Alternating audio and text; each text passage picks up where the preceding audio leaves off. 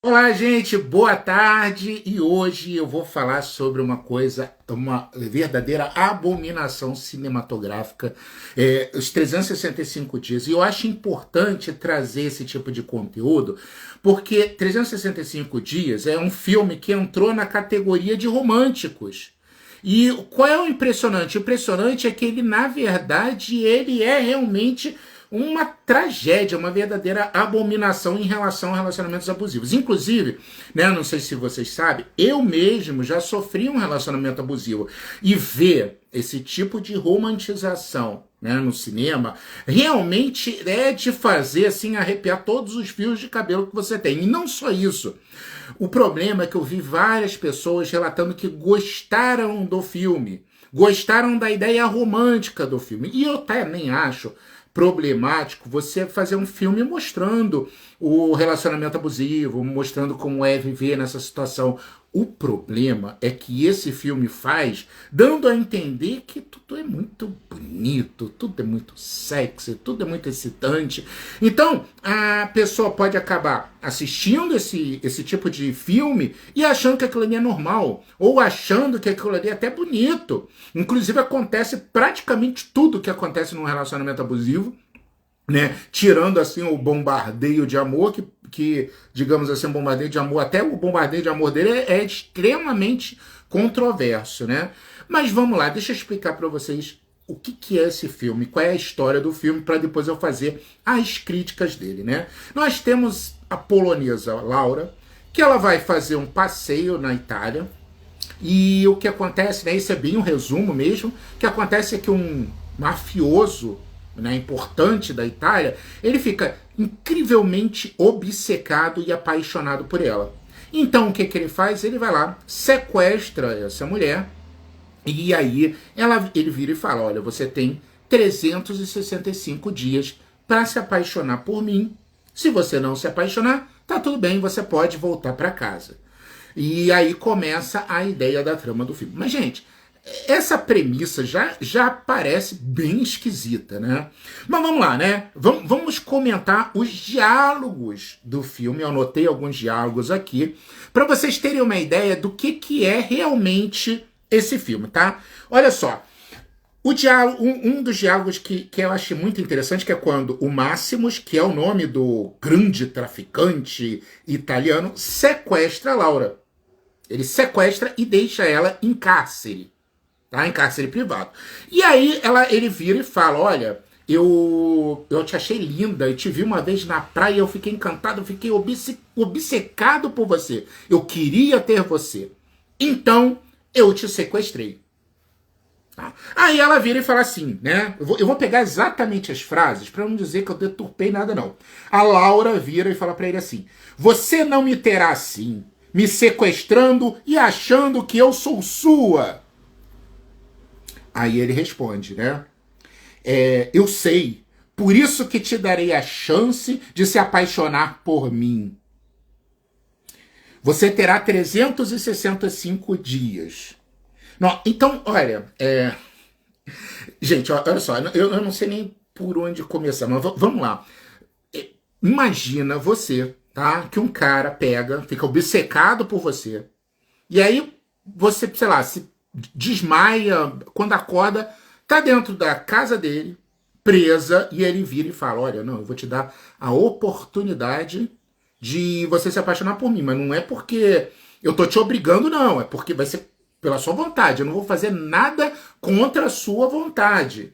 É porque você quis, você vai ficar um ano preso aqui. Gente, olha, primeiro, se ela se apaixonar por ele, não foi amor, foi síndrome de Estocolmo. Quem não sabe, síndrome de Estocolmo é um fenômeno psicológico onde você se identifica e acaba, por uma necessidade, por uma questão de dependência, por uma questão até de ameaça, de risco à vida, o seu cérebro cria um mecanismo de defesa onde você se apaixona pelo seu abusador ou pela pessoa que está te ameaçando. Isso é síndrome de Estocolmo. E assim, eu acho até que é bem provável que a pessoa desenvolveria um síndrome de Estocolmo. Porém, o filme não trata isso como um síndrome de Estocolmo. Ela trata como uma coisa romântica, bonita. E isso é muito perigoso. E eu vou falar dos grandes perigos que um filme desse, fazendo sucesso, acaba tendo para todo mundo. Mas vamos lá, continuando, né?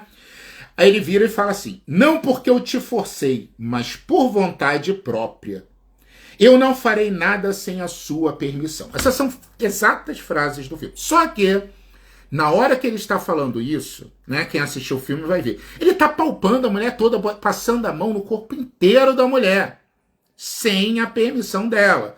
Sem contar que ele trancafiou, botou ela no cárcere contra a vontade dela. Não tem nada ali que foi feito à vontade dela, né? É que nem eu chegar assim, né? Eu aponto uma arma para alguém e falo assim: olha, você vai me dar a sua carteira, né? Eu com a arma apontada, mas não é porque eu tô te obrigando a nada. Não tô te obrigando a nada, só tô apontando a arma aqui. Você vai me dar porque você quer. Gente, não tem essa questão de vontade própria que não tem. Essa mulher foi completamente desrespeitada aqui, né? E aí, né? Ele vem aquela coisa, né? E não vai fazer nada contra a vontade dela. Então, a história do filme, essa é a grande premissa maravilhosa desse filme, né? E aí você começa a ter várias situações em que a mulher, ela não se apresenta desesperada, em momento algum, muito pelo contrário, o filme quer passar a ideia de que ela está gostando de estar presa ali, gostando de estar naquela situação, fica o tempo todo sexualmente provocando o Máximos, que é o grande protagonista, né, os dois protagonistas, né, provocando sexualmente ele, atiçando ele, e ela sempre assim, dorme linda, acorda linda, com belas roupas. Então, assim, dá a entender que é um mundo maravilhoso que ele está proporcionando a ela, né? E aí tem um momento em que eles vão para uma festa, e aí o Máximos leva a Laura para uma loja lá e deixa ela escolher a roupa. Ela entra, ela escolhe uma roupa, entra no vestuário e ele entra junto. E aí ela vira e fala: saia. E aí ele responde da seguinte forma. Eu quero pegar exatamente a frase. Cadê? Aqui. Se não o quê? Eu paguei e eu decidirei quando irei ver. Quando irei ver você com vestido e tudo mais. Gente, não precisa dizer mais nada, né? Era extremamente, né, tóxico e abusivo. Ele preenche todos os pré-requisitos de um psicopata. Tá? E é claro, ele fica ali pra olhar, né? Aí tem uma cena que o filme quer passar como se fosse romântica. E a ideia, olha, é impressionante. Tem uma mesa linda, um monte de coisa para comer, ele sentado de um lado, ela sentada do outro. Aí poderíamos dizer que foi o bombardeio de amor dele.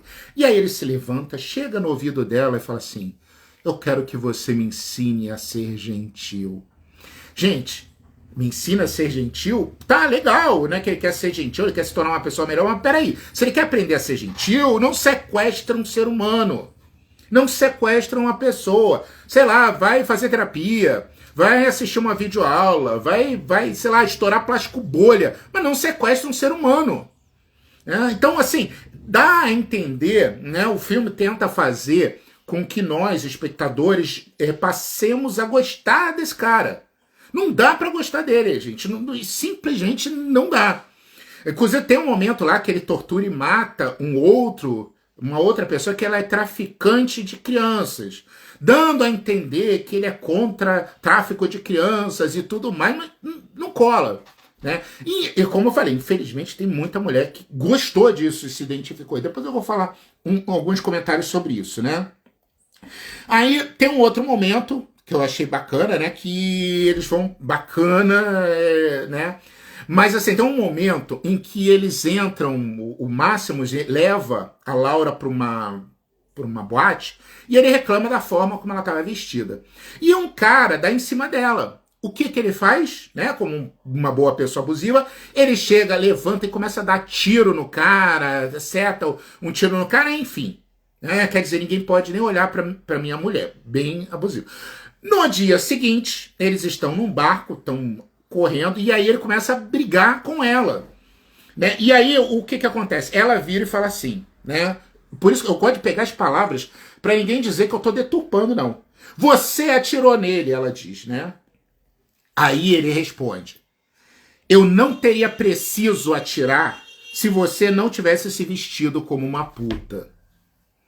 Gente, Ah, Netflix, não dá, né? Netflix, tu passou do limite, Netflix, pelo amor de Deus. Esse cara não dá, esse cara não dá, já passou muito. Gente, isso é tipo o máximo da pessoa abusiva. E outra coisa, isso aí é você transformar a vítima na culpada. As pessoas mexeram contigo, não é porque o cara é sem noção, não é porque o cara avançou os limites, não, é porque você se vestiu como puta. Pelo amor de Deus, né? Aí o que acontece? Nesse mesmo barco acontece uma outra situação, né? Ele começa a persegui-la dentro do barco e por culpa dele, repito, por culpa dele, ela cai do barco e quase morre afogada. Perfeito. O que acontece? Ele salva ela. E ela fica eternamente grata por ele ter salvado a vida dela. Por ele ter salvado a vida dela, que ele mesmo fez ela cair do barco. Exatamente o que acontece num relacionamento abusivo. O relacionamento abusivo é exatamente isso. A pessoa destrói o outro ser humano, ela destrói o homem ou a mulher, né? Vamos pegar no caso aqui, né, do filme, que o cara é abusivo, ele deixa a mulher destruída, mas é ele que vai lá e salva, que acalenta, que acolhe. Então, olha só, ela começou a sentir uma gratidão por ele ter salvo a vida dela quando ele colocou ela em risco. Ele que praticamente jogou ela do barco. Né? Então, assim, é um filme muito, muito problemático. E aí, claro, né, ele vira e fala, né, essa frase aqui eu acho muito interessante, porque tem muito a ver também com a questão abusiva. Eu não deixarei ninguém te machucar. Pô, peraí, isso aí não inclui você não, ô criatura? E aí entra uma outra questão. Não vou deixar ninguém te machucar. Isso é o que um abusivo faz. Ele dá a entender, e é por isso que a vítima fica confusa entre a questão de você estar recebendo amor ou estar recebendo cuidado. Olha só, o cara botou ela em cárcere privado, mas na verdade é que ele está cuidando dela. Na verdade é que ele é muito apaixonado por ela. Eu ainda vou comentar. Eu estou comentando primeiro os diálogos problemáticos. Depois eu vou comentar as outras coisas problemáticas, né? Aí, beleza, a Laura, então, depois que ela cai do barco e a salva por ele, aí eles começam a fazer muito sexo, eles começam a se entender, e aí ela vira numa frase bonita, depois que eles transam, vira para ele e fala: eu não vou precisar de 365 dias para me apaixonar por você, porque eu já estou apaixonada por você. Né? Coitada, ela ficou bem doente, ela já está realmente com a síndrome de Estocolmo agora. Perfeito. Digamos assim, acabou para ela. E o Máximo, sendo uma pessoa muito bondosa, permite que ela volte para o país de origem dela. O filme se passa na Itália, mas como eu falei, ela é polonesa. E aí ela volta para a Polônia e vai visitar as amigas dela. A amiga dela fica assustada porque ela sumiu aqueles dias todos. E aí ela fala: eu me apaixonei. Mas, gente, olha só, eu vou pegar as falas do filme de novo, para você entender. Ela vira e fala assim, né? Imaginam um macho alfa que sabe sempre o que ele quer. Legal, que ele saiba o que ele quer. Nem que isso signifique matar pessoas, dar tiro ou te sequestrar. O bom é que ele sabe o que ele quer. É um macho alfa que sabe o que ele quer. Beleza, bonito, né? Te cuida e te protege. Olha só a distorção que ela fez na mente dela. O cara sequestrou, botou ela em cárcere privado, passou a mão nela sem a permissão dela, tratou ela como uma cachorrinha. Inclusive, isso acontece no filme o tempo todo. Sempre que ela desobedece ele castiga ela, né? Porque ela foi desobediente e mal criada. Então, esse é o cara, tá? Que cuida e protege. Que tem, aí entra essa questão aí. E tem 1,90 m, não tem nenhuma gordura corporal e parece ter um corpo desenhado por Deus. Então pronto, valeu. Porque ele é bonito, gostoso, aí vale tudo. Ele pode fazer tudo com você. Aí tá justificado. Agora não, agora tá beleza. Ele pode fazer tudo o que ele quiser com você. Não, Netflix, pelo amor de Deus, não, Netflix, né? Então vamos lá, né? Já contei aqui a história do filme, no final ela se apaixona por ele, e esse filme, essa pérola. Ainda teve um filme 2 e um filme 3, que se vocês quiserem é só pedir, eu comento sobre esses dois filmes também. São tão horrorosos quanto esse. Mas esse aqui já dá pano pra manga pra caramba. Agora vamos lá, né? Os problemas disso. Primeiro, nesse tipo de filme, a mulher é vista como objeto sexual. Então a mulher nada mais é que um objeto sexual. Tanto é que a paixão que esse Máximos sente por ela é extremamente superficial. Ele olhou ela uma vez e se apaixonou. Ele não conheceu a personalidade dela, não soube se ela gosta das mesmas coisas que ele não ficou encantado, né? E, gente, olha só, eu não tô nada contra você se sentir atraído pela aparência de alguém, eu não tô nem questionando isso, não. A gente se atrai pela aparência, isso é muito normal, isso é muito natural. A gente acha algumas mulheres ou alguns homens bonitos, isso aí, e você escolher uma pessoa porque você também admira a aparência dela, isso não é o problema. O que eu entendi do filme é que o filme para por aí. O que ela admirou e o que ela conta pra ele, né, além do me cuida, me protege, um verdadeiro alfa que sabe o que quer, ele tem 1,90 m e é gostoso. Tá? E ele viu, ele nunca nem falou com ela, né? Ela podia ter retardo, sei lá, mas até tem, né? Porque se apaixonou por um cara desse, mas o que eu quero dizer é que ele viu e gostou, acabou. E aí o filme dá a entender que ele pintou quadros dela. Gente, olha, se um dia vocês visitarem alguém e o cara tiver um mural, tá, um templo com um monte de foto sua, cai fora. Isso é coisa de louco, cai fora. Isso é coisa de psicopata, de narcisista, de stalker, cai fora, tá? Então fica aí a dica, tá? E ele conheceu ela um ano depois que ele pôde sequestrá-la e ele mandou pintar um quadro dela e tudo, então ele já estava obcecado por ela, tá? Então, primeiro, essa é a questão muito problemática, que é a questão dele vê-la como objeto sexual.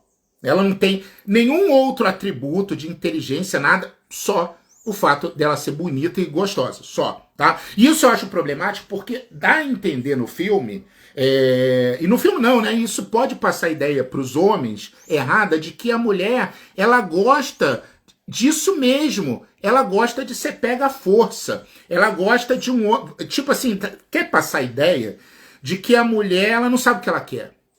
Então é isso mesmo, qualquer homem lento, qualquer homem, sei lá, esquisito, pode ir lá pegar a mulher, pegar a força, que ela não sabe o que ela quer. Inclusive, ela gosta e espera que os homens façam isso com ela, igual o Máximos fez com a Laura. Gente, ó, pelo amor de Deus, né? Pelo amor de Deus, é muito... Assim, é que eu como psicólogo, gente, e como psicólogo que passou por um relacionamento abusivo, você... assistir um filme desse é uma coisa, assim, realmente absurda, tá? Sei lá, fico sem palavras. Então, essa é a questão problemática do filme, né? Dá a entender que vocês, mulheres, né, não sabem o que vocês querem.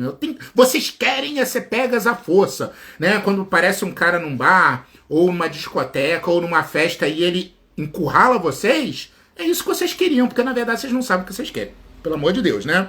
Tá. É aquela história, né? Se a mulher disse sim, é porque ela, na verdade, se ela disse não, é porque ela queria dizer sim. Por aí, né? Outra coisa que eu acho muito preocupante no filme, tem uma cena do filme que acontece o seguinte.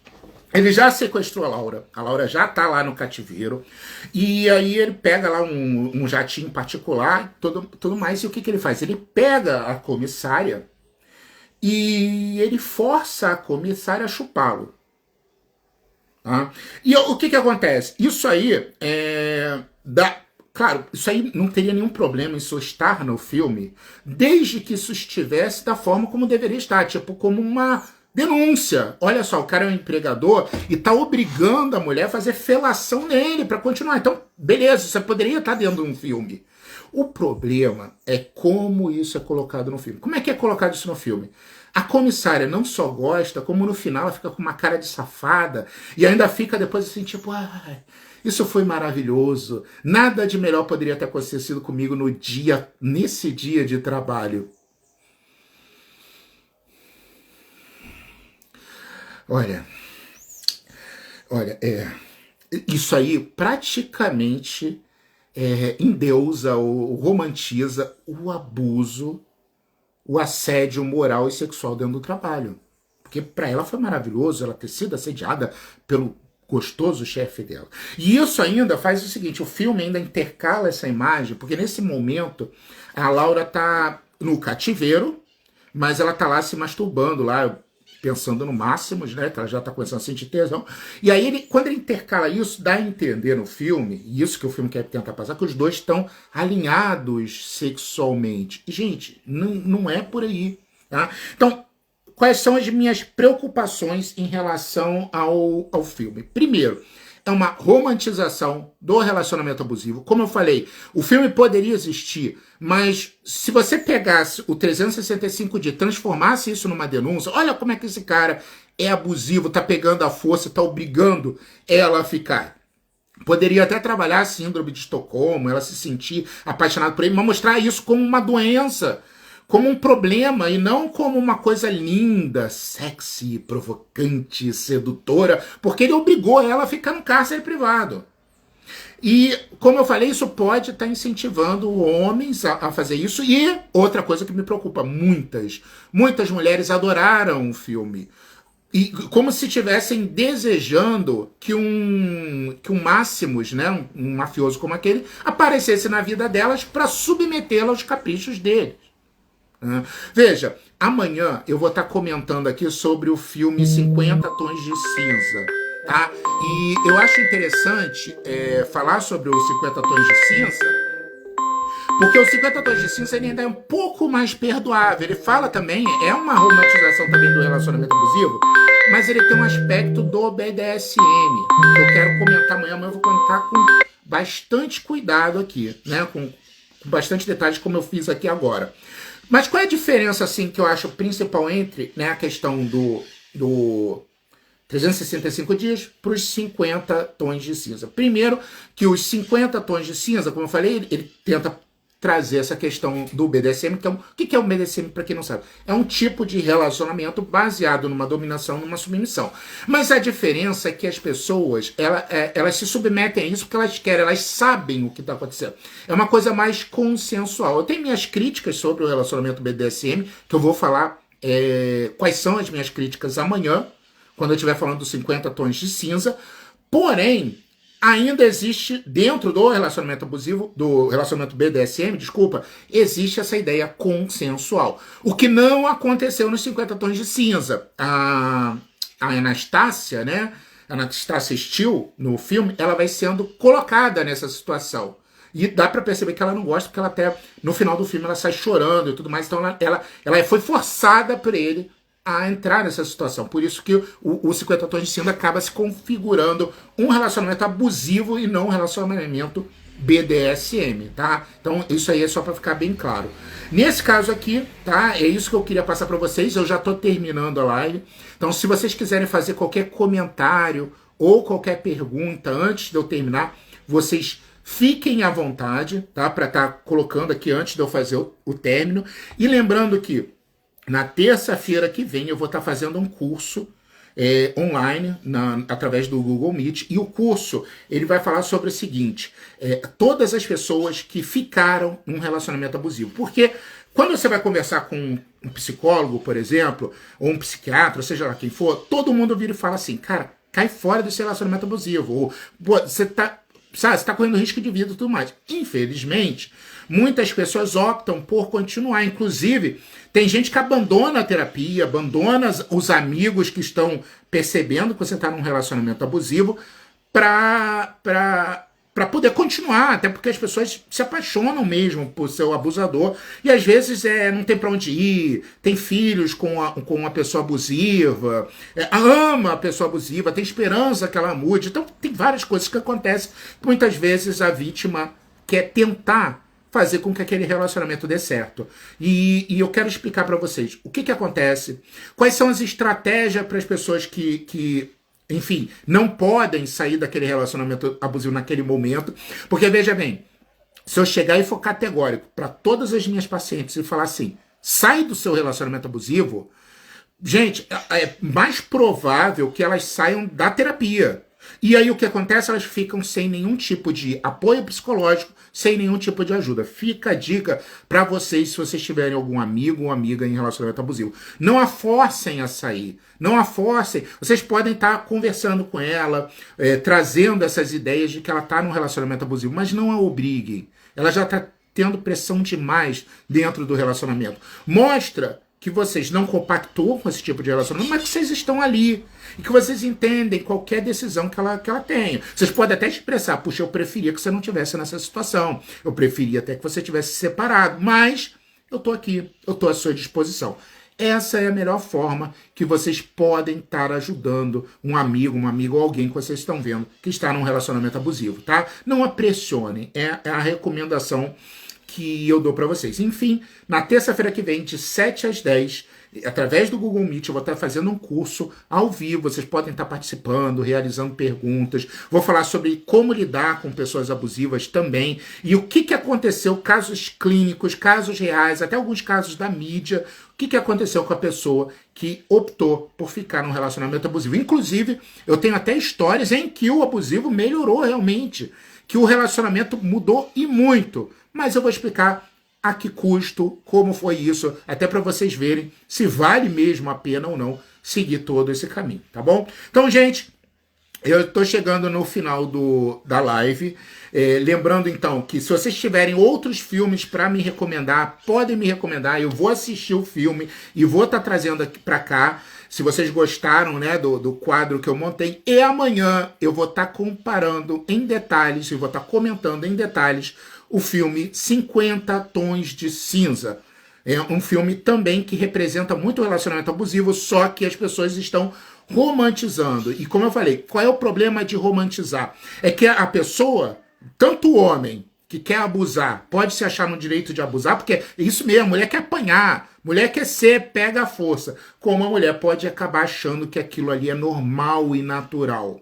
Tá? Então, eu acho que a gente precisa ter assim, a gente precisa saber exatamente qual é o ponto em que, sei lá, levar um tapinha na cama pode ser uma coisa legal e gostosa, e até onde você está apanhando e está sendo uma coisa abusiva. Eu acho que esse limite tem que ficar muito claro. E a ideia amanhã é trazer isso com o filme 50 Tons de Cinza, tá bom? Gente, muito obrigado por terem me acompanhado até aqui, tá? Como eu falei, sempre que eu estiver fazendo uma live, vocês podem estar fazendo perguntas e comentários, e eu tô aqui à disposição, tá bom? Gente, um grande abraço e até amanhã às 4 horas, tá bom? Tchau!